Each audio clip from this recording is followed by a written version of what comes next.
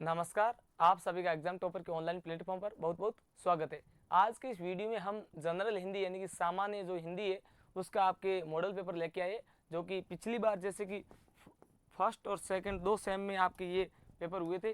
First sem में आपके हुआ था बीई वालों के लिए और सेकंड सेम में हुआ था आपके बीएससी और बीकॉम के लिए। तो दोनों के लिए जो हिंदी के दो पेपर हुए थे वो सामान्य हिंदी के हम पेपर यहाँ पे लेके आए। तो देखिए, पहला प्रश्न की भाषा। अब देखो, ये प्रश्न आपके कितने आएंगे, 10 प्रश्न आएंगे, प्रत्येक प्रश्न 2 नंबर का आएगा, 20 अंक। पहला प्रश्न है कि भाषा की परिभाषा दीजिए। तो देखो, आप उत्तर ऐसे लिख सकते हो कि मनुष्य एक सामाजिक प्राणी है। सामाजिक प्राणी होने के नाते अपने विचारों को व्यक्त करता है या संकेतों द्वारा या बोलकर या लिखकर, तो उसे क्या कहते हैं, भाषा कहते हैं। सर्वनाम किसे कहते हैं, वे शब्द जो संज्ञा के स्थान पे क्या होते हैं, प्रयुक्त होते हैं, वे क्या कहलाते हैं, सर्वनाम। अब देखो, यदि ऐसा नहीं तो ये प्रश्न आ जाएगी भाषा की सबसे लघुतम इकाई। तो लघुतम इकाई क्या है आपके, लघुतम है वर्ण। क्या है, वर्ण। ये वर्ण है आपके, ये आपके लिखित रूप में, कैसे रूप में, लिखित में। और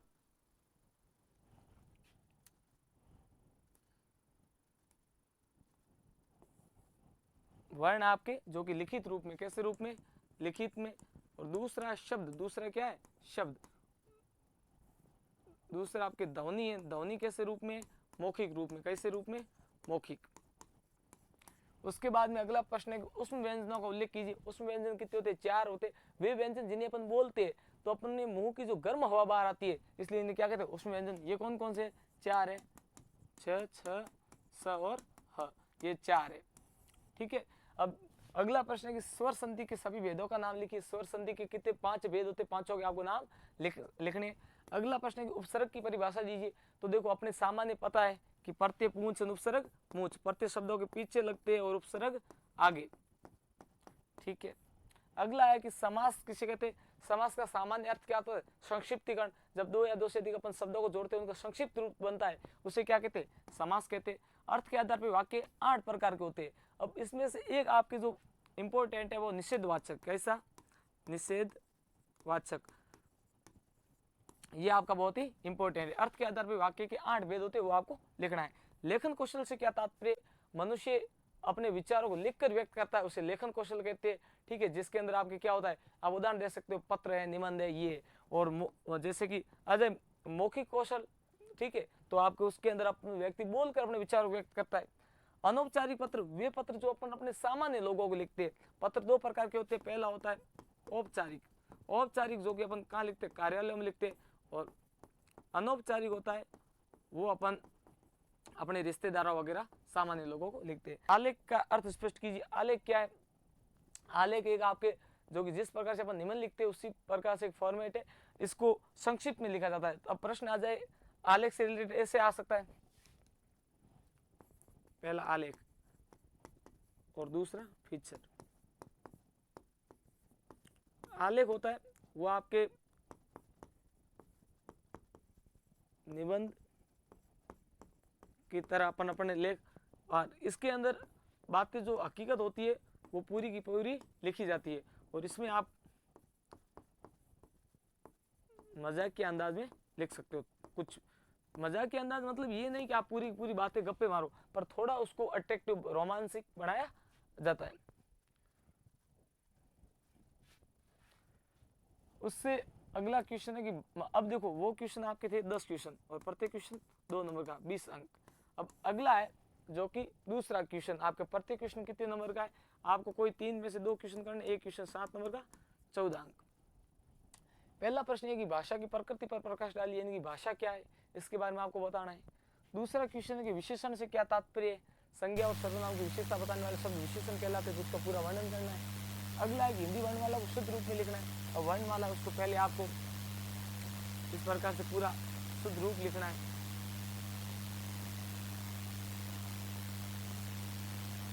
ये आपको जैसे पूरा लिखना है, फिर जिसके अंदर आपके स्वर कितने होते हैं वो स्वर लिखना है, फिर आपको व्यंजन लिखना है, फिर आपको अयोगवाद लिखना है, और फिर आपको संयुक्ताक्षर लिखने हैं, उसमें व्यंजन लिखना है। ये सारा आपको लिखना पड़ेगा। अगला है अव्ययी भाव और तत्पुरुष समास को सावधान समझिए। एक के अंदर जो कि पद होता है वो संख्या वाच्य होता है, दूसरे में नहीं होता है। अगला एक विसर्ग संधि को आप सावधान स्पष्ट कीजिए। विसर्ग संधि के जितने भेद है उनके बारे में आपको लिखना है। अगला क्वेश्चन है कृदंत प्रत्यय को सावधान समझिए। अब देखो क्रिया और धातु के अंत में जो प्रत्यय लगते हैं उसे कृदंत प्रत्यय कहते हैं, तो पूरा आपको समझाना है। अगला अब तीसरा भाग है, ये भी आपके कितने नंबर के, 2 क्वेश्चन करने 7 नंबर के, यानी कि आपके ये इकाई तीसरी में सवाल है, ये इकाई दूसरी के सवाल है, ये आपके इकाई 1 के सवाल है। अभिव्यक्ति का अर्थ स्पष्ट करते हुए इसके महत्व को, अभिव्यक्ति क्यों जरूरी है इसके बारे में अपन को बताना है। अगला की रचना के आधार पर वाक्य कितने प्रकार के होते हैं, 3 प्रकार के होते हैं, तो उन तीनों को आपको पूरा वर्णन करना है। अगला ये आपका एक पूछा जाएगा व्याख्या, क्या पूछी जाएगी, व्याख्या, एक आपके पूछी जाएगी व्याख्या। व्याख्या ये दी गई, अब पछता है क्या होत,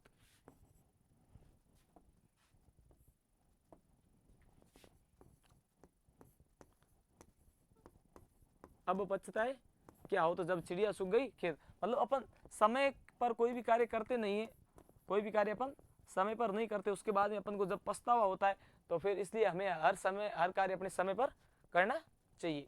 ये आपका पहला मॉडल पेपर है। अब दूसरा हुआ था, उसके बारे में अपन अभी पढ़ते हैं।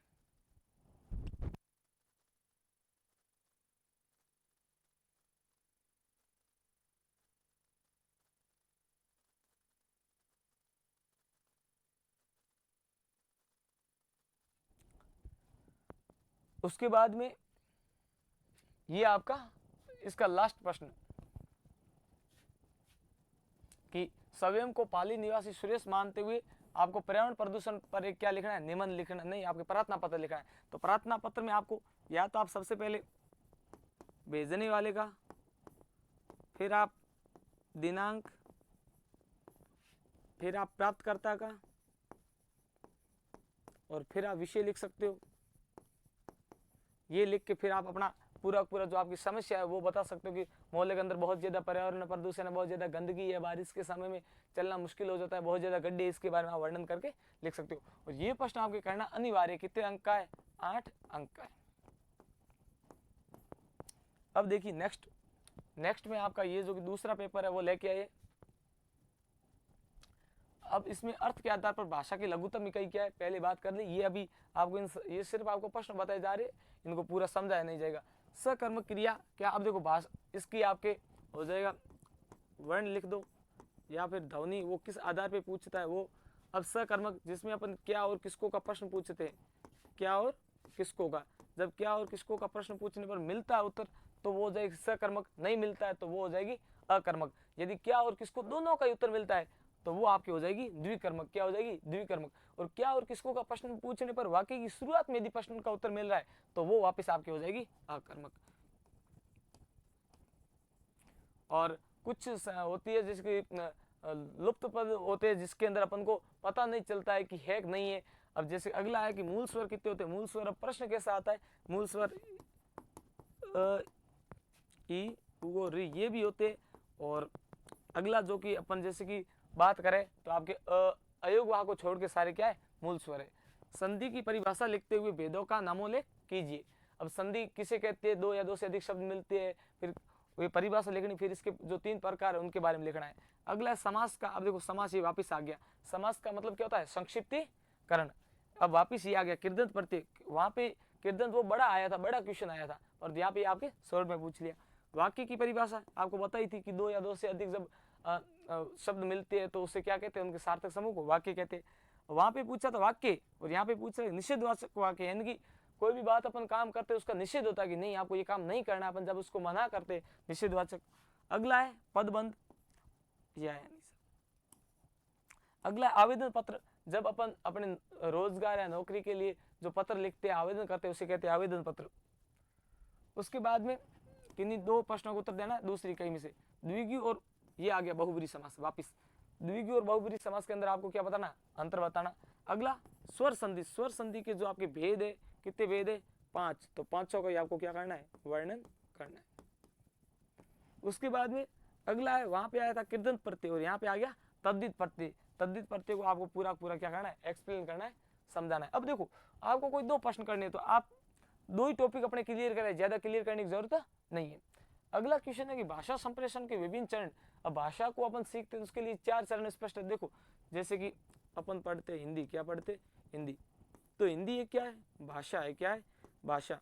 किसी भी भाषा को सीखने के लिए अपन को चार चीजें जरूरी है। पहला होता है सुनना, क्या होता है सुनना। फिर होता है बोलना, क्या होता है बोलना। फिर होता है लिखना, क्या होता है लिखना। और फिर होता है पढ़ना, फिर क्या होता है। सबसे पहले अपन कोई भी बात कोई बोलता है तो उसको अपन सुनते हैं, सुनने के बाद में अपन पीछे पीछे क्या करते हैं बोलते, बोलने के बाद में अपन लिखते हैं और लिखने के बाद पढ़ते हैं, तब अपन कोई ना कोई भाषा सीख पाते हैं। अब देखो कुछ बच्चों की ये दिक्कत होती है, इंग्लिश को क्या करते, टीचर बोलता है सुन तो लेते, पीछे पीछे बोल भी लेते, परंतु लिख भी लेते पर पढ़ते नहीं। परंतु कुछ घर जाके न तो बोलते हैं न घर जाके पढ़ते, वो सिर्फ सुनते और लिखते ही, इसलिए वो इंग्लिश को सीख नहीं पाते।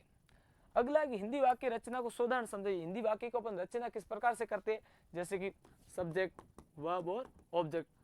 सब्जेक्ट यानी कर्ता, वर्ब यानी क्रिया और ऑब्जेक्ट यानी कर्म। ये तीनों का होना क्या है जरूरी। कर्ता किसी कार्य को करता है और कर्म कौन सा कार्य हो रहा है।